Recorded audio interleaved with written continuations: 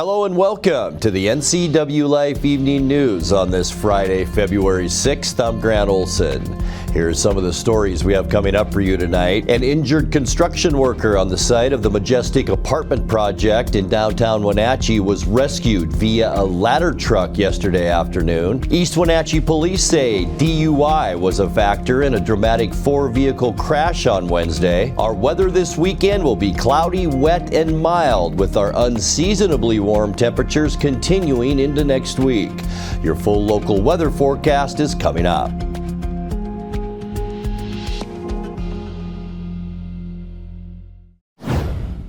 The Washington State Department of Transportation says the Tumwater Canyon segment of Highway 2 is expected to reopen in mid-February, a month earlier than expected. Much of the Tumwater Canyon stretch west of Leavenworth was damaged during the December flooding caused by the atmospheric river event that affected western and central Washington. Tumwater Canyon closed on December 11th and construction began on December 23rd. At the time, repairs were expected to wrap up in mid-March. DOT Public Information Officer Sebastian Moraga confirmed Thursday that the reopening date had been moved up after favorable weather allowed crews to carry out needed work. An injured construction worker on the site of the Majestic Apartment project in downtown Wenatchee was rescued via a ladder truck yesterday afternoon. The Wenatchee Valley Fire Department and Ballard Ambulance responded to the site just after 2 p.m. when the male worker fell 2 stories from the 6th floor to the 4th. Assistant Fire Chief Andrew Davidson said the victim appeared to have non-life-threatening injuries, though his condition warranted a transport to the hospital. Due to his location, fire crews determined the safest and fastest way to remove the worker from the site was to use a ladder truck to crane him down from the 4th floor to ground level. Wenatchee Valley Fire said this is a situation regularly practiced by ladder crews. The man was transported to Confluence Health Hospital in about 40 minutes. Sheriff's deputies have made a second arrest in the January 23rd shooting that wounded one man in downtown Chelan. The 17-year-old male suspect, who has not been identified by the Chelan County Sheriff's Office, was taken into custody Wednesday afternoon. Investigators say the youth was directly involved in the shooting that left a 22-year-old victim with a gunshot wound, and they believe there are still more people who played a part. The gunfire broke out close to midnight in the 100 block of East Woodin Avenue. One man arrested that night, 18-year-old Hector Valencia Farias, remains held in the Chelan County Jail, charged with first-degree assault and unlawful firearm possession.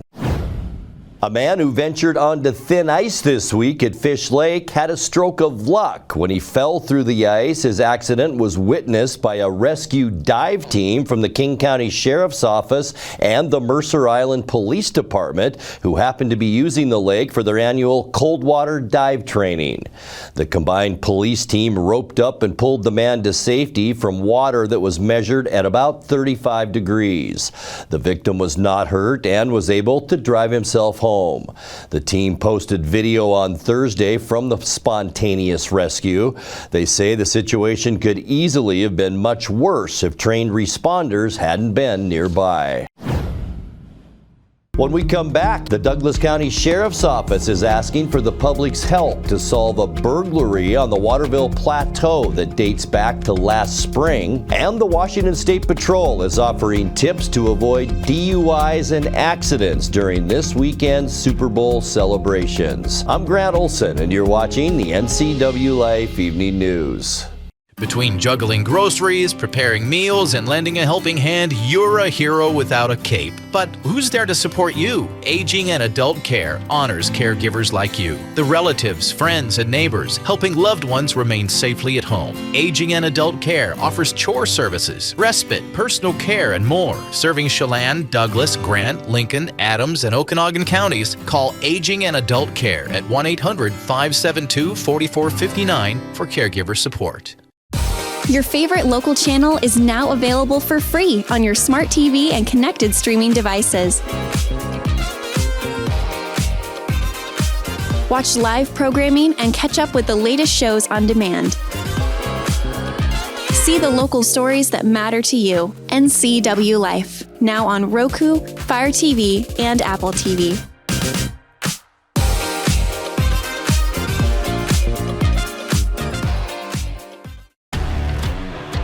Join NCWLIFE Channel Sports Director Eric Granstrom for daily reports on the Seahawks as they prepare for Super Bowl 60. Eric will give you the inside scoop as the Hawks try to win their second Lombardi Trophy. Coverage is brought to you by Harvest Valley Pest Control, Doghouse Motorsports, Dragoo Financial, and Latimer Chiropractic. Follow the Seahawks with Eric Granstrom on the NCWLIFE Channel. NCWLIFE Channel is your local TV station. We believe in being the spotlight and mirror to the communities we serve in North Central Washington. Programming on NCWLIFE would not be possible without our sponsors. Special thanks to our platinum sponsor, Alpine Air. Turn to the experts at Carrier and Alpine Air.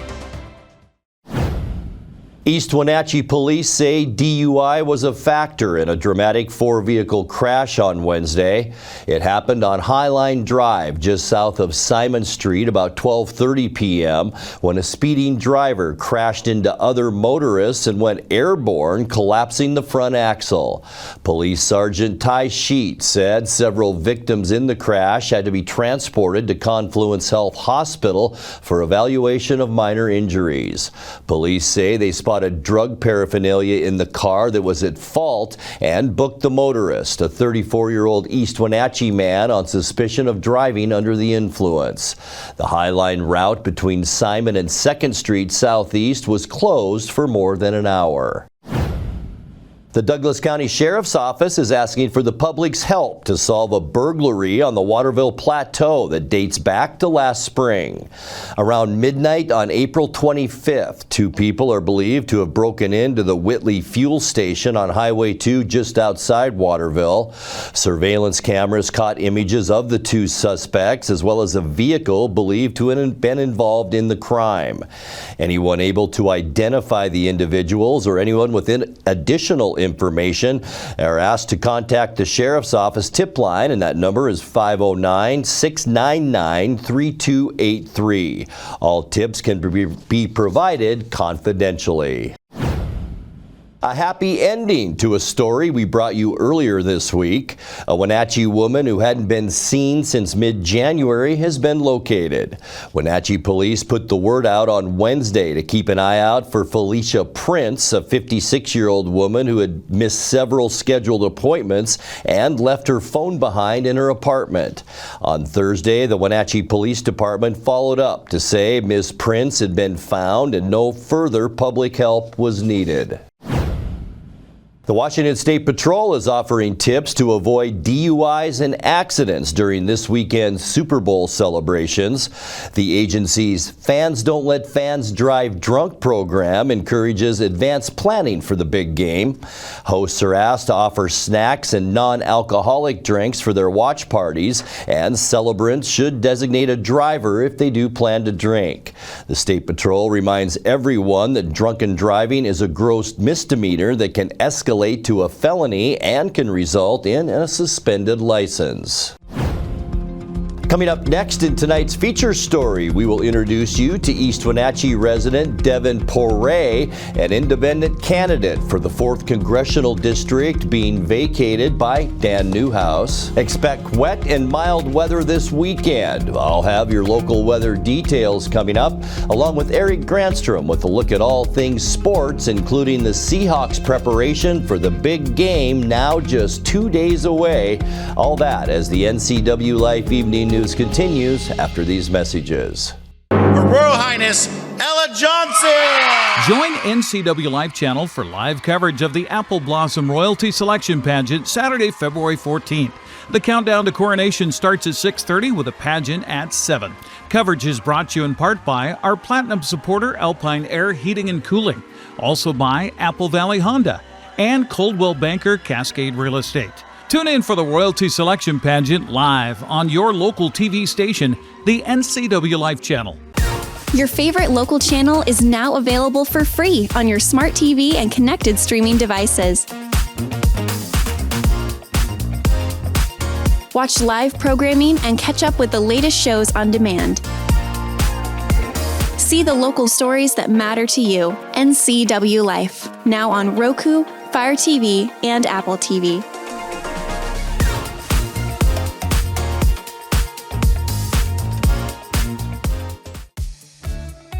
Highlander Golf Course and Grill, your place for fun, food, and friends. Happy hour every day, 2 to 7. Try their brand new menu and famous prime rib every Saturday night. Planning a celebration? Book your holiday party, wedding, or private event, even in their exclusive simulator rooms. Highlander Golf Course and Grill, where every day is a celebration. Visit today. For over 35 years, the Sangster family has been not only representing GMC, but the entire community. As one of the few family-owned dealerships in Washington, you can count on our personal integrity, which has spanned over 3 generations, to ensure your satisfaction. Sangster Motors stands behind everything we sell, from GMC professional-grade products and service from a professional-grade dealership. Remember, caring about your family is what brings you back to ours. Well, in a crowded field of candidates to replace Congressman Dan Newhouse, what chance does the software developer from East Wenatchee have? Devin Poirier is setting out to answer that question. He declared himself as an independent candidate for the 4th Congressional District last October, 2 months before Newhouse announced he wouldn't run for a 7th term. At 31, Poirier is the only Wenatchee Valley resident out of 6 people aiming to get on the August primary ballot.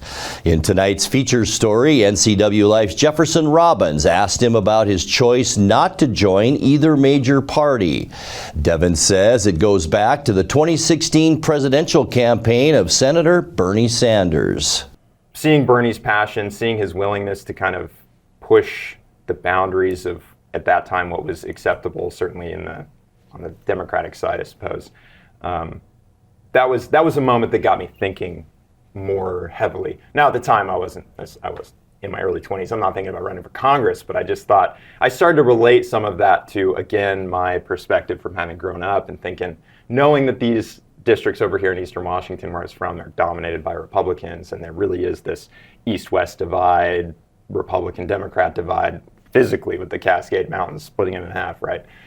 And I just, the thought started to occur to me, I think if someone ran the right kind of focused campaign, focused on the right issues, focused on uniting issues in a place like Eastern Washington, they could maybe find some success. But I really didn't believe that would be the Democrats. I always thought, an independent candidate doing that. Again, I didn't even necessarily think it would be me. I just thought, theoretically, I think someone who is really focused on these issues that can bring people together, focused on working class interests, could kind of get outside the partisan fighting. And I don't view it as what do I owe to the Democratic Party, right? I would much rather focus my time and my energy on just solutions that are going to work, solutions that are going to work here in Central Washington, solutions addressing corruption at the national level, than trying to get inside this little political club and saying, hey guys, we should, When you started formulating your campaign platform, corruption was a kind of a signal issue for you, the term corruption. So when you talk about corruption and when you talk about something that a congressperson can do to address corruption, what are you referring to? Yeah. So first, just the broad-based definition. I mean, for me, when I think about corruption in DC, it really boils down to the role that money has increasingly played in influencing our political processes. There's a history here. I won't get into it. I could, but let's say that over the last 50 years or so, there has been this increasing intrusion and march of special interest money, big donors, corporate interest, even foreign national interest in the form of certain lobbies that register here in the United States so that they can directly lobby politicians. You have this lobbyist army as well, and there has been, I think we've all seen, I don't think any American really denies that this is the character of DC at this point, that the politicians who get to DC are largely beholden far more to their donors than to their voters, or so often seems on very important issues. That kind of ability to funnel that money into our elections was formalized with the Citizens United decision in 2010. But like I said, there's a history of things extending back decades to the 70s and 80s that kind of started that path, and it resulted in Citizens United, which was disastrous. And that was kind of, in my view, that was the big donors and the kind of moneyed interest class declaring victory, like publicly declaring victory. This is how confident we are. We'll get the decision from the Supreme Court, and now it's open season. There's been an even greater explosion of money ever since that decision flowing into our election. So how does that translate into your campaign? Are you vowing not to accept money from those sources, for instance? Absolutely not. I don't think they'd want to give me money. They certainly don't know who I am, not at this point. But no super PAC is backing this campaign. I wouldn't ask any to. I wouldn't accept money from these kinds of corporate sources. Grassroots, individual donors. That's the backbone. And fortunately, we've seen. I really do think since Bernie ran, actually, that his original campaign in 2015, we have seen an increase in this kind of grassroots campaigning, which is heartening, gives me some hope, and I think it also helps to reaffirm the notion that there really is an appetite on the left and the right. By the way, there are Republican candidates that we've seen, even super hardcore MAGA candidates, who largely have been supported with grassroots, a kind of grassroots model. So there's an appetite and a recognition on both sides across the political spectrum that this is a problem, that people are sick of it, and they want politicians in DC who represent them and not their donors. Time now to take a check of your north central Washington weather forecast. Hope you ended the work week on a high note today. Once again, we had that low cloud deck over us in the Wenatchee Valley, and we aren't the only ones that experienced that. This is our Billy Go tower camera, and it's looking up towards Pateros and also Brewster. And look at that heavy, heavy cloud deck all through the Methow Valley into the Okanagan Valley, with a lot of blue sky above that. And yes, we experienced that here at home as well. And here we are underneath that cloud deck, and we saw that all day long here in the Wenatchee Valley. I think our temperatures, if we would have seen some blue sky, probably would have been about 50 degrees today. But because of those clouds, our temperatures stayed pretty cool compared to what our overnight low was. And this trend will continue with the clouds, and what will add to our weekend forecast, rain showers. About a 70% chance that we'll see some light rain on Saturday. And then I think our best chance will be on Sunday, kind of an all-day rain event, a perfect day to sit home and watch the big game on Sunday. And then temperatures, they will stay well above normal as we move into the weekend and again into early next week. We'll get to all that in a second. But first, today's unofficial high temperature, 41 degrees. And boy, we didn't warm up much. 36 was our low, so about a 5-degree warm up throughout the day today.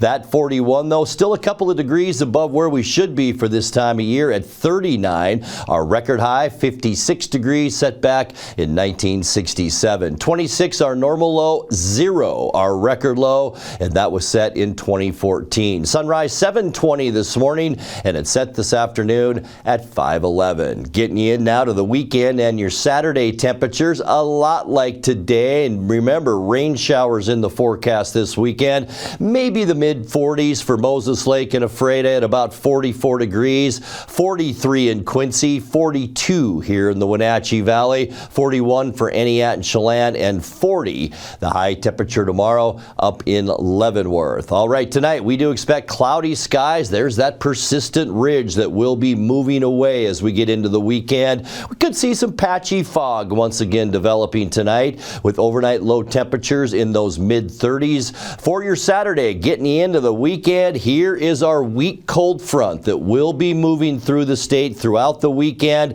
and that will bring about that 70% chance of rain to us on Saturday. It will be in the afternoon for Saturday. High temperatures into those low 40s, and then much the same for the big game on Sunday, and go Seahawks, of course. Cloudy skies, and yeah, 70% chance of rain showers throughout the day on Sunday. Not bad temperature-wise, though, with highs into the mid mid-40s, so traveling around will be pretty darn good here in the Wenatchee Valley and north central Washington Sunday. For Monday, partly cloudy skies. Another area of high pressure is forming out in the Pacific. That'll allow our highs to once again climb into those mid-40s for Monday, and we're not going to change much as we make our way through the week, except more sunshine, and we'll see that beginning on Tuesday with mostly sunny skies. Highs again very mild for this time of year, into those low 40s. For Wednesday, we're going to see plenty of sunshine once again, mostly sunny skies. High pressure will develop finally and move a little closer to the Oregon coast, but there's our next ridge of high pressure as we move into next Wednesday. Highs on Wednesday into the mid-40s. This high pressure will be short-lived though, because a giant area of low pressure will bring a much moister westerly flow our way on Thursday,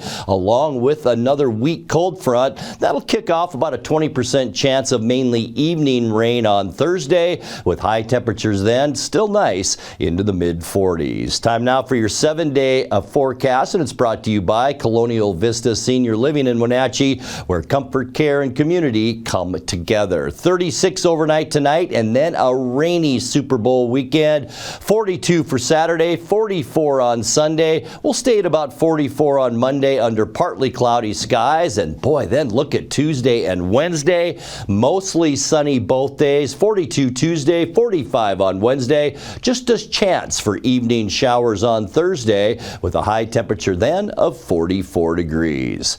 And that's a look at your north central Washington weather forecast. Coming up next, tonight's sports report with Eric Granstrom and more as the NCWLIFE Evening News continues right after this.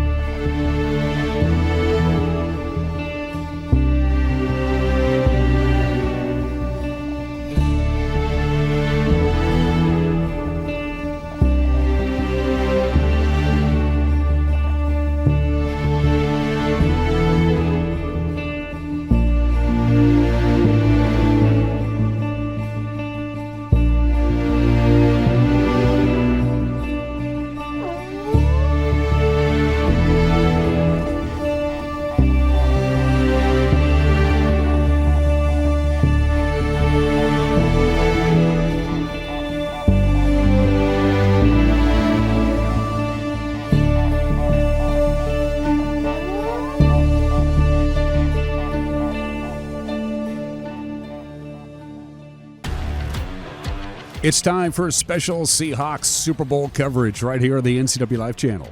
Today's report brought to you by Harvest Valley Pest Control, Doghouse Motorsports, Dragoo Financial, and Latimer Chiropractic. And now, here's our own sports director, Eric Granstrom. Seattle was dealing with some worrisome news on Thursday. Rookie safety Nick Eamon-Warrior rolled his ankle towards the end of practice on Wednesday. Now, thankfully, Nick says he's okay and will be ready to play on Sunday. Just a little mishap that happened, just rolled my ankle, and I just didn't finish practice, so that was it. How scary was that in the moment? In the moment, you probably just, things happen, but, it's a Super Bowl week, so probably just a little, too much, but I'm good, though. How are you feeling? You expect to play on Sunday? Yeah, I expect to play on Sunday. Feel good. Training staff got a good plan for me, everything good, and just making sure I'm just rehabbing good, so. Was it a bit of relief when you guys got the imaging back and there was no further damage? Yeah, super relief. Doc told me I'm gonna be good. Just super young, healthy. So yeah, I'll be good. I'll be good to go. The last time the Seahawks were in the Super Bowl, they leaned heavily on the defense known back then as the Legion of Boom. Now, this year's defense has been compared a lot to the LOB. Linebacker Ernest Jones IV says it's a different era. I mean, I don't know if there's much comparison. I think they played a style of, football, during their time, and I think we're developing and playing a style of football that, works for us, works during our period of football. I believe we're both just dominant groups, and when you speak about Seattle and you speak about defense, their name's always going to get brought up. So we're just hoping that, when you bring their name up, you bring ours up too. Now, interestingly, shadow boxing has become a big thing for Seattle in the locker room, bringing and adding a level of camaraderie. Fellow shadow boxer Derek Hall asked Ernest Jones who the best shadow boxer on the team is. Okay, worst shadow boxer on the team has to go to this guy named Derek Hall. He's terrible. He's absolutely terrible. But I will say, you ask that question for yourself because you do play the best music in the locker room. But shadow boxing, you're bad at it.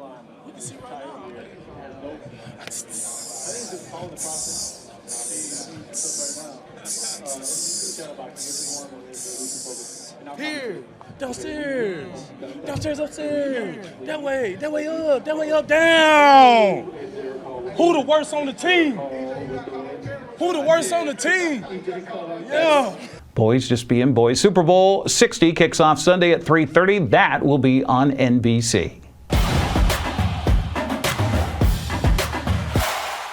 Eastmont girls bowling team added another trophy to their shelf yesterday over on the west side.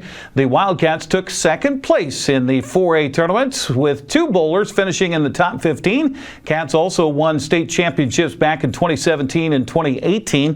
Eastmont narrowly fell to state champion Skyview in the pin total. Jalen Claren, just a sophomore by the way, was the top finisher for Eastmont at 9th place. Teammate Esme Ramos took 15th. Claire Collins 27th. Wenatchee's Sophia Johnson took 16th place for the Panthers. Well, the Davis girls basketball team won their 11th straight game last night in prep action. The Pirates made quick work of Moses Lake, winning 71-13. Cascade claimed the regular season Caribou Trail League title with a 66-50 win over Omak. Okanagan knocked off Manson in North Central League tournament action 61-28. Tonasket also advanced, beating Liberty Bell 44-40. Soap Lake beat Wilson Creek 50-40 and Pateras hammered Oroville 77-8. Tonasket boys ended Brewster's season with a 77-66 win. Bridgeport advanced with a 66-61 win over Lake Roosevelt. Davis edged Moses Lake 80-78. Omak traveled to Leavenworth, beat Cascade 60-50, and Wilson Creek topped Soap Lake 60-31. Now coming up tonight, the Oroville girls play at Moses Lake Christian. That game's underway. Eastmont's on the road at Moses Lake at 5:30, while Ephrata visits Toppenish. Cashmere visits Walook at 5:45. Wenatchee hosts Eisenhower tonight at 6, while Waterville Mansfield heads for Entiat. Oroville boys play at Moses Lake Christian at 6:30 tonight. Moses Lake welcomes Eastmont at 7, while Toppenish takes on Ephrata. Garden City Academy visits Wilson Creek. Walook hosts Cashmere at 7:15. Eisenhower visits Wenatchee at 7:30, while Entiat hosts Waterville Mansfield at that same time. Omak High School is the site for the North Central B League tournament. Okanagan faces Lake Roosevelt at 2. Brewster girls take on Tonasket at 5. Other regular season play tomorrow. Wenatchee visits West Valley at 4:30, while Eastmont hosts Sunnyside. Boys side of the league tournament at Omak features Tonasket and Liberty Bell at 3:30. Bridgeport and Okanagan play at 6:30. Wenatchee boys will play at West Valley at 6, while Eastmont is hosting Sunnyside. Finally, tonight, the Wenatchee Wild hosts a couple of games at the Town Toyota Center this weekend. Victoria's in town tonight, which is the diaper toss night. They'll drop the puck at 7. Fans tossing diapers, please not loaded ones, onto the ice when Wenatchee scores their first goal. Spokane in town tomorrow at 6 o'clock, and that's the fan favorite Star Wars night promotion. For tickets, go to WenatcheeWildHockey.com. That's a look at sports news. I'm Eric Granstrom. Have a great weekend and go Hawks. Finally from us tonight, it's not always serious business at Wenatchee City Hall. Embedded LED lights allow the government building to take on different color schemes for holidays and special occasions. All this week, the facility has been lit up in recognition of the Seattle Seahawks as they prepare for Super Bowl 60 against the New England Patriots this weekend. And that will do it for this Friday edition of the NCWLIFE Evening News. Remember, if you see news happening, let us know. Email your news tips to news@ncwlife.com or just give us a call at 888-6295. Our channel is also available on Roku, Fire TV, and Apple TV. I'm Grant Olson. Thanks for being with us and have a great weekend.